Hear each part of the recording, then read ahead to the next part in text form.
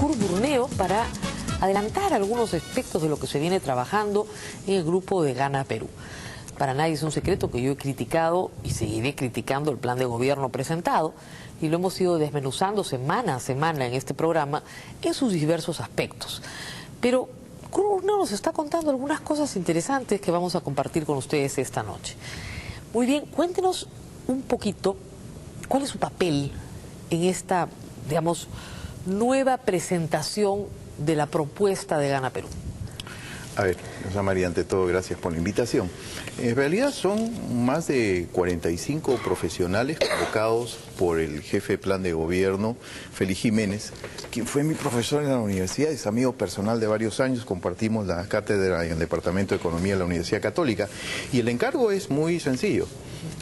Existe un documento presentado por el señor Ollanta Humala 10 días antes de la primera vuelta, que se llama Compromiso con el Pueblo Peruano, y la idea es que sobre la base de este documento, este grupo técnico multidisciplinario, de lo que se trata es de dotar de elementos de política, o sea, aterrizar este documento en elementos de política, a fin, digamos, de servir esto como patrón de lo que se va a hacer en un eventual gobierno Ollanta Humala. Muy bien, este nuevo documento se presentará próximamente. En realidad, más que un nuevo documento, estamos hablando del mismo documento, pero con un revestimiento de contenidos, ¿no? El contenido completo para poderlo leer se presentará próximamente. Que son cosas muy específicas, muy aterrizadas, sin duda, ¿no? ¿Esto entonces se puede archivar? Este es el plan de gobierno, la gran transformación que yo he, ¿no? Me dedico a... Ahora tener que ponerme yo también así acostado, entonces... Ok, ¿esto lo puedo archivar? A ver. No voy a decir que lo voy a quemar en la plaza pública. ¿Lo puedo archivar? ¿Ya no vale? Mira, lo que sucede es lo siguiente. Cuando a mí me han convocado, yo sea de paso, yo era responsable de la parte económica del plan de Perú Posible, el encargo por parte de Félix y después corroborado por el señor Humala, sobre la base de este documento, ustedes trabajen en términos técnicos en sus aportes a fin de darle contenido. Yo antes había leído este documento y yo no tengo mayor objeción, excepto algunas cosas, terminología que podría mejorarse. ¿Usted ha leído este? Sí lo he revisado. ¿Y tiene alguna objeción a este? Bueno, hay algunas que tienen que ver con tiempos, gradualidades, con propuestas específicas, etcétera, pero ahí obviamente estoy hablando a título personal. Pero el encargo y lo que se va a hacer en un eventual gobierno del señor Humala está basado en este documento. Entonces, ¿puedo archivar esto? Puedes tenerlo para seguir leyéndolo, ¿no? Creo que es un elemento muy... Pero ojo, es espantoso, señor Burneo. Depende... Usted es un economista serio. Entonces, esto parte de un esquema...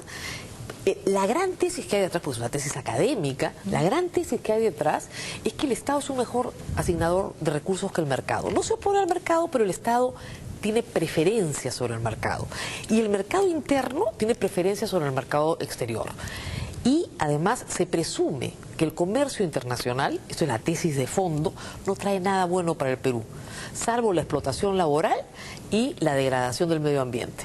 Entonces, bajo esos presupuestos, ¿no es cierto?, se establece que la actividad empresarial del Estado va a ser enorme, enorme, y luego se establece que la posición redistributiva del Estado va a ser mucho más grande a través de una cantidad enorme de nuevos impuestos. Esa es la tesis de esto. Esto de acá, que es el compromiso con los peruanos, no tiene nada que ver con esto. Entonces, ¿qué le decimos a los empresarios y al país entero sobre esto y esto? Una cosa muy concreta, Rosa María. Aquí el gran eje de la propuesta de Gana Perú, al igual que en su momento lo fue la propuesta de Perú Posible, es plantear el crecimiento con inclusión. ¿Y qué significa eso en concreto? Simplemente promover a través de la política macroeconómica que el crecimiento de la economía se siga dando, es decir, aumente la riqueza, y el tema es que a través de las políticas públicas, en el marco del modelo en aplicación, a través de las políticas públicas haya un énfasis redistributivo. ¿Qué significa en concreto? Que la vida diaria, la vida cotidiana de muchos de nuestros compatriotas, pues pueda cambiar sobre la base de esas acciones de políticas públicas. Te puedo mencionar varios ejemplos que está aquí. Pero vamos en un instante a los ejemplos. Antes le quería hacer una pregunta. Sí. ¿Cuál es la diferencia entre lo que usted me está diciendo y el plan de gobierno de Alejandro Toledo? Cero.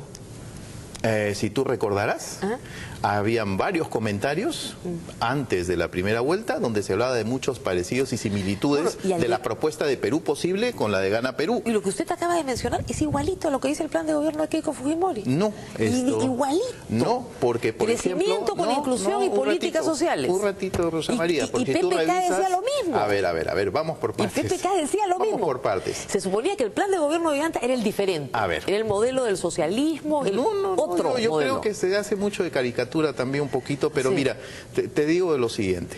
En el caso del programa de Keiko Fujimori, uno de los temas que ellos plantean, al igual que en su momento lo hizo el programa de Pedro Pablo Kuczynski, fue el tema de, para formalizar el mercado laboral hay que flexibilizarlo. Sí, eso está. Y eso significaba concretamente generar una nueva legión de trabajadores que iban a formalizarse, pero con derechos disminuidos.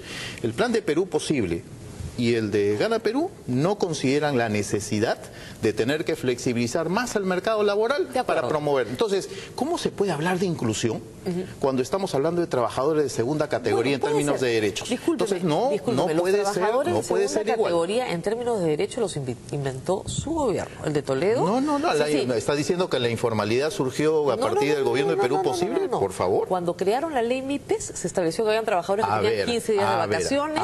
Cuando se creó el CAS, en el sector público se estableció que habían trabajadores de segunda categoría en el sector público. A ver, el CAS, por si acaso, no surgió durante la administración de Perú Posible, primer asunto. Y segundo asunto, existen una serie de regímenes laborales promocionales a determinados sectores que obviamente tienen un carácter temporal, porque la lógica es, conforme las unidades económicas tengan mayores ingresos, esos mayores ingresos van a permitir... Me parece que está muy bien. No, pero es que las cosas hay que verlas en contexto, porque si no se pueden distorsionar las cosas. No lo critico, me parece estupendo. Pero el tema es que las unidades económicas, en la medida en que tengan mayores ingresos, entonces, obviamente, la parte de asignaciones y retribuciones y derechos de los trabajadores, pues tiene que incrementarse.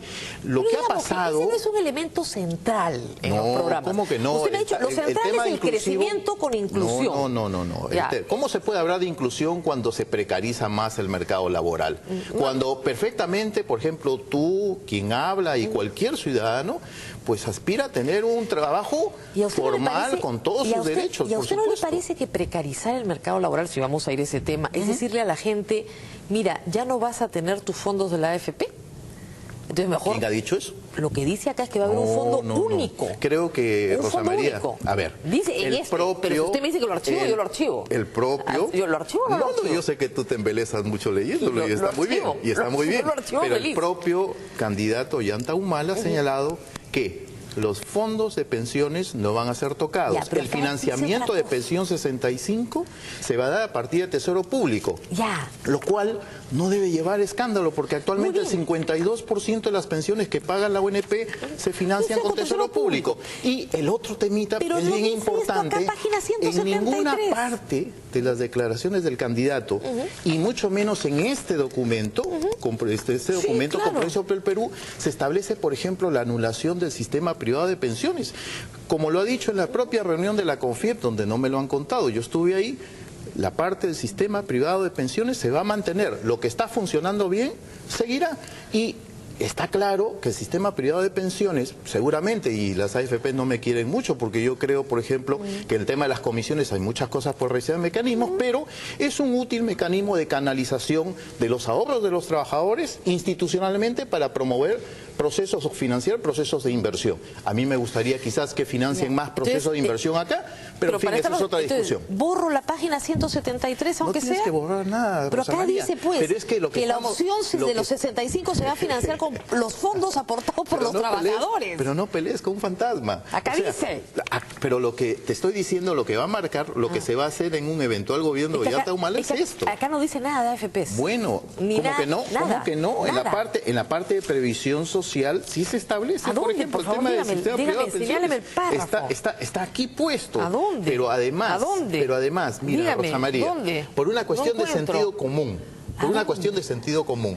¿Te parecería sensato, por ejemplo, parecería sensato decir vamos a anular el sistema privado de pensiones cuando a final de cuentas, con toda la discusión y todas las correcciones que debería hacerse en cuanto a su funcionamiento, es una forma adecuada de cómo se canalizan los fondos de los trabajadores para financiar procesos de inversión? Me parece una insensatez, pero yo no sé quién escribió esta página 173. Si todo estuviese hecho, no tendría ninguna razón la convocatoria hacia nosotros. Seríamos más útiles que un cenicero de moto. Claro, salvo que lo estén convocando para utilizar su nombre, su prestigio, su moderación, su don de gente, su simpatía, para atraer el voto moderado. No soy tan simpático. Para algunos, algunos periódicos ahí de 70 céntimos que dicen, por ejemplo, que yo me fui a estudiar a Europa mi doctorado con beca al Banco Central. Que le pregunten al Banco Central, que vayan y oficien al Banco Central a ver si es cierto que he tocado un centavo o hice de algún abuso de alguna beca cuando era director del Banco Central. Es mentira. Son mentiras, son calumnias. ¿Pero para qué lees? Pero es que uno tiene derecho al buen nombre, ¿no? Tiene razón, porque ese periódico siempre mienten, así que no se preocupe. Bueno. ¿Ya? Y es conocido. Bueno, pero el tema Dejando eso de lado, vamos a las cosas serias. En el tema de las AFP, yo que no está acá, si yo me sintiera usado, o sea, si yo sintiera, porque yo no tengo vocación de florero ni de cuadro. Claro. ¿Ya? Entonces, si yo sintiera eso, y lo he dicho explícito, daría un paso al costado. Y no solamente daría un paso al costado, sino diría las razones concretas por las cuales daría el paso al costado. Yo hasta ahorita lo que estoy viendo es apertura. Y ganas de aceptar. Tenemos las que ir a una propuestas pausa, una pausita, no se me mueva. Claro. Pero usted se está reuniendo ya constantemente, porque hay algunas personas... hay varias reuniones. Ya, y están pariendo este nuevo documento. Sí, así es. Vamos a ir a una pausa para que nos cuenten algo de lo que viene en el nuevo documento. Volvemos.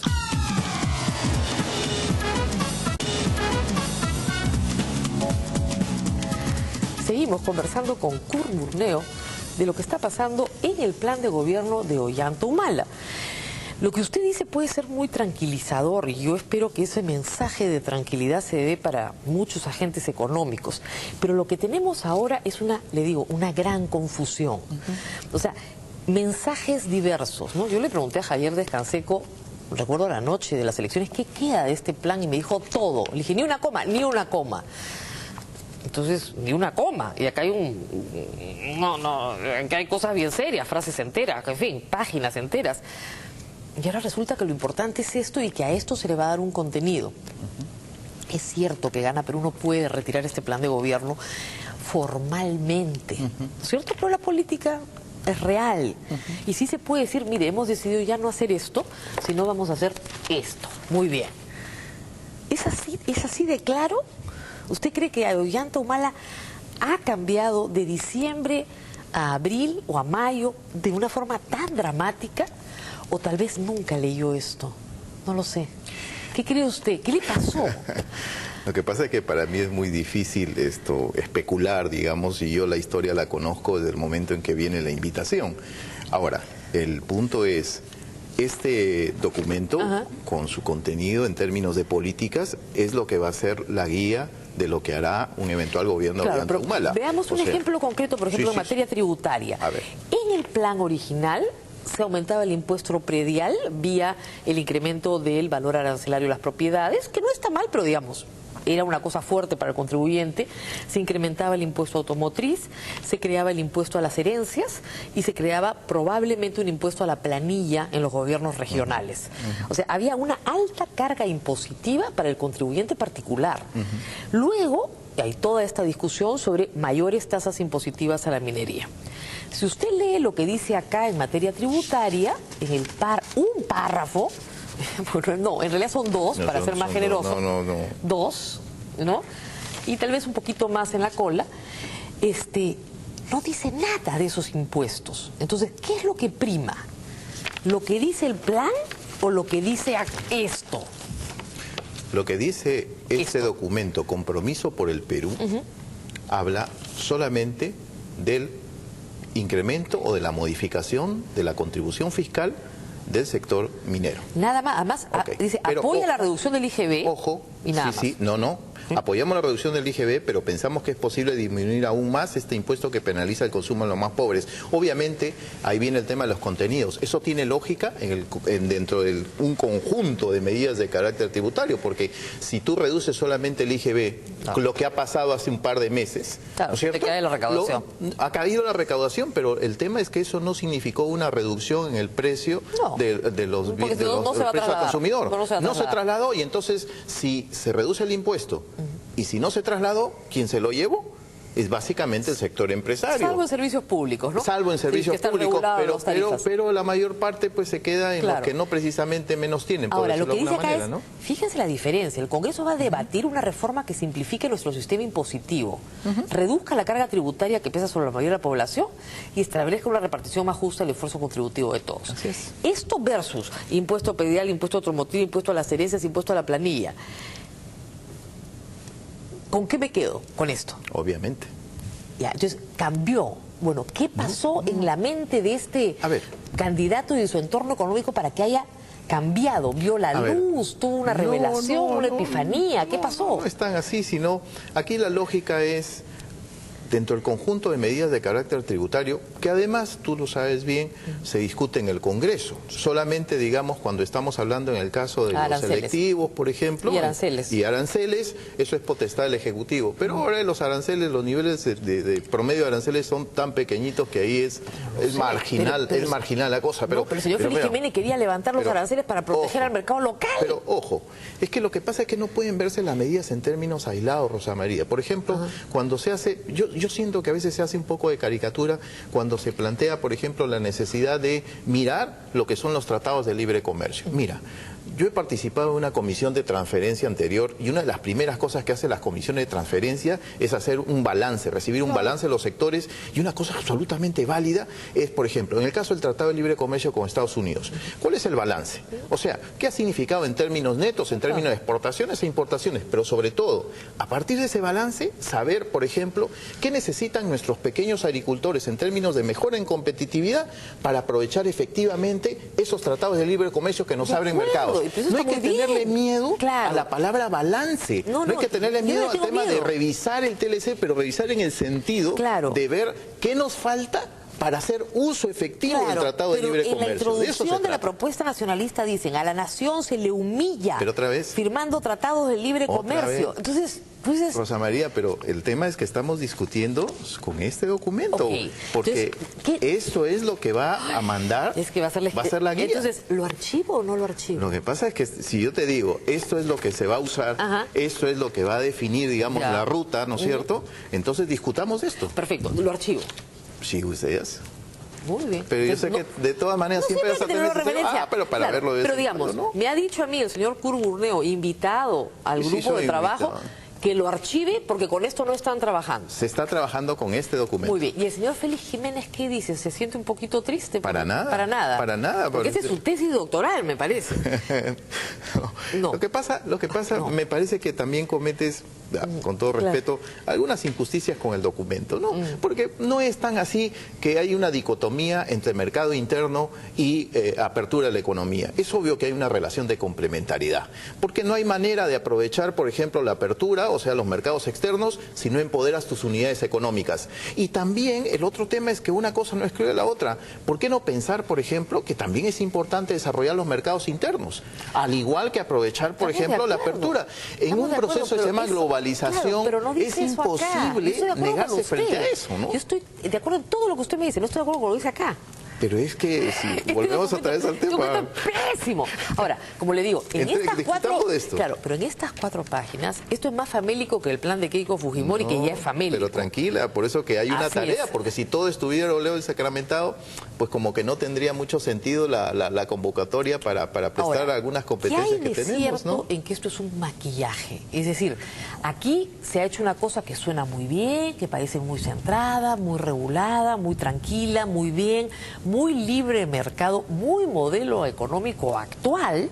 No, pero ahí hay un énfasis muy marcado de políticas públicas por el lado social, Rosa María. Nadie se opone a eso. No, es que las formas son importantes. Nadie se opone porque a el infierno eso. está llenecito, Acá, por ejemplo, de buenas intenciones. Claro, pero acá no dice, claras. reforma de la Constitución, ni Asamblea Constituyente, ni nada de eso. Voy a un tema que puede ser muy picante, por ejemplo. A ver. Yo no le tengo en lo particular miedo a que haya revisar algunos artículos específicos del capítulo económico de la Constitución. Por ejemplo, ¿cuál? El tema del rol subsidiario del Estado.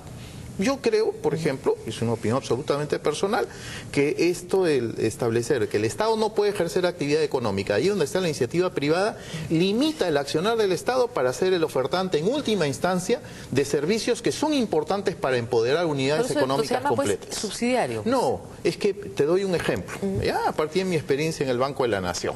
A ver.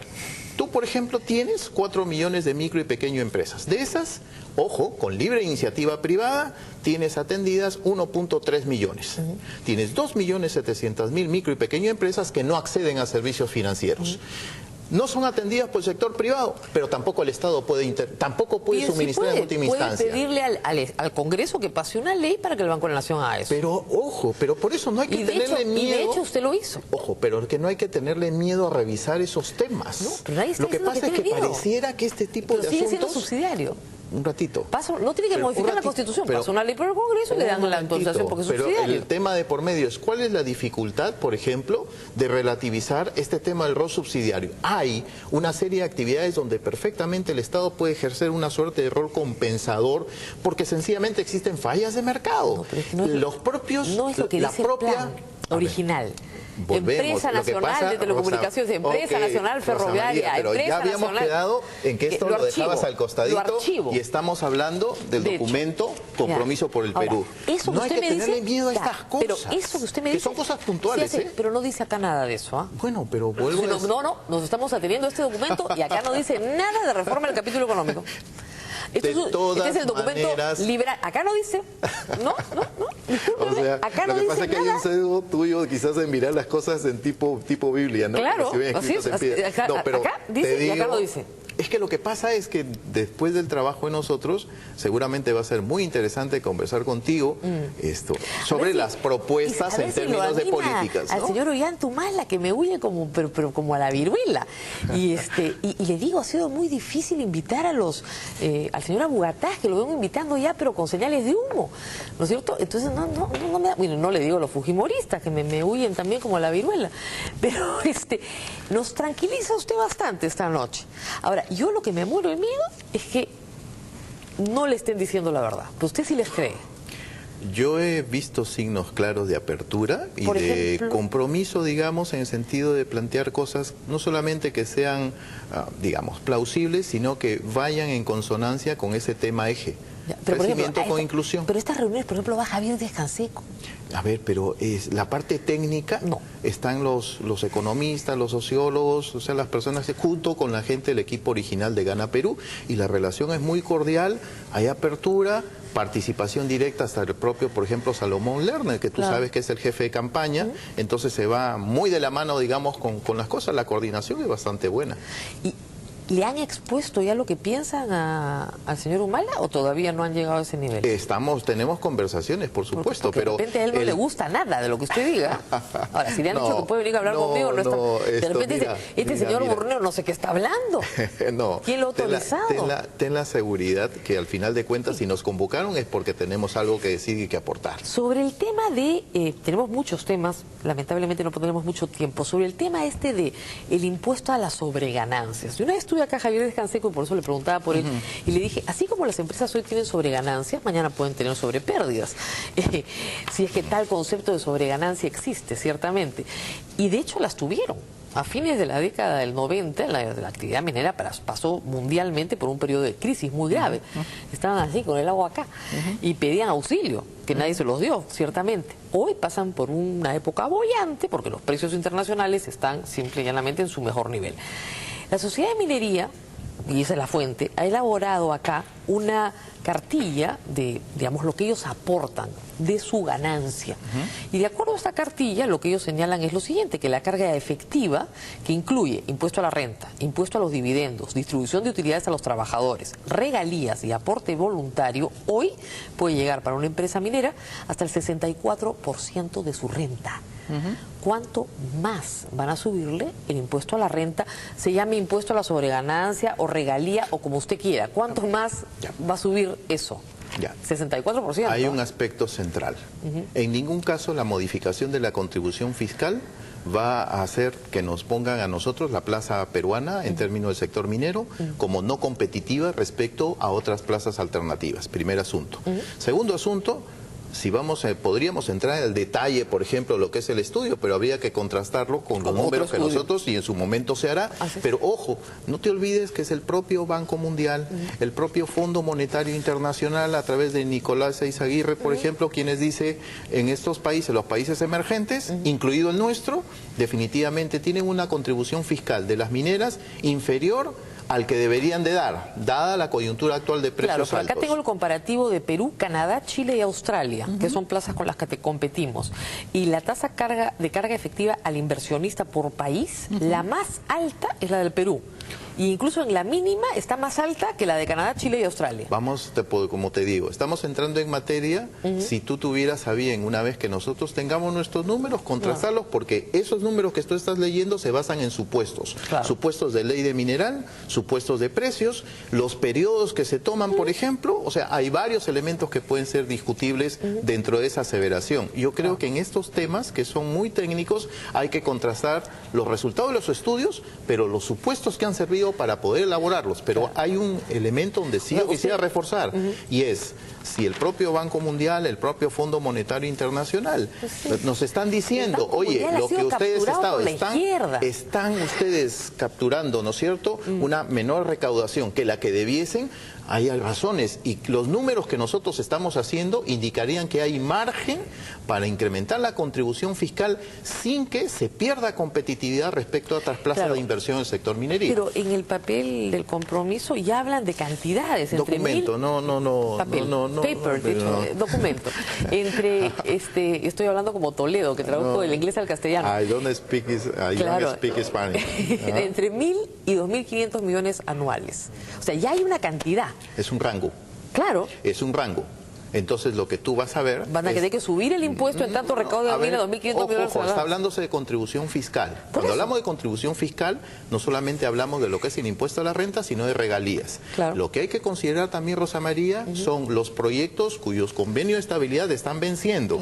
Lo que hay que considerar es, en el caso de los convenios con estabilidad, pues se le llamará a conversar, así como ha sucedido en Chile hace 3 meses, para discutir las condiciones que permitan incrementar la contribución fiscal, en este caso de algunas empresas o las empresas que tienen convenio vigente. Esto tampoco debería generar ningún problema, porque en Chile se hubo una conversación propuesta inclusive muy personalmente por el propio presidente Piñera, que no es para nada, se le puede activar de rasgo de izquierda, y sin embargo se llegó a un buen acuerdo. Ojo, nosotros establecemos claramente el respeto irrestricto a lo que son los convenios de estabilidad, pues tienen fuerza de ley, tienen garantía internacional, pero eso no significa que se le llame a la mesa, no se le llame a la mesa para poder conversar y plantear una contribución fiscal mayor, porque, ojo, cuando el contrato, cuando el Estado, le cuento, no es por criticarlo, pero cuando el Estado renegocia contratos, siempre gana el privado. Bueno, puede darse una situación distinta a la que estás pensando, ¿no? Puede haber una sorpresa, puede haber una primera vez. Puede haber una primera entonces, vez. No seas tan pesimista. Bueno, una cosita última también que es bien importante. Nosotros tenemos una presión tributaria ahora de 14%.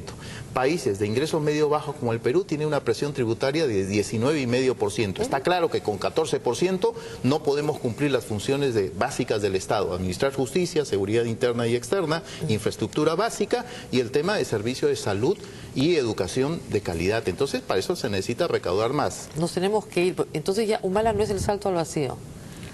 Lo han estado criticando mucho porque su partido dijo eso. El presidente Toledo, cuando era candidato, lo mencionó, pero aquí el tema de por medio es: con lo que estamos haciendo, estamos dando esa consistencia y definitivamente si lo que se trata es que haya más certidumbre, más confianza, entonces creo yo que a través del planteo de políticas sobre la base de este documento, creo que el piso va a estar más parejo, las incertidumbres van a ser menores. Claro, siempre hay gente en su derecho de poder dudar, como también podría yo dudar, por ejemplo, y de hecho que lo hago, respecto a la propuesta de la señora Fujimori. Claro, pero supongamos que yo le creo.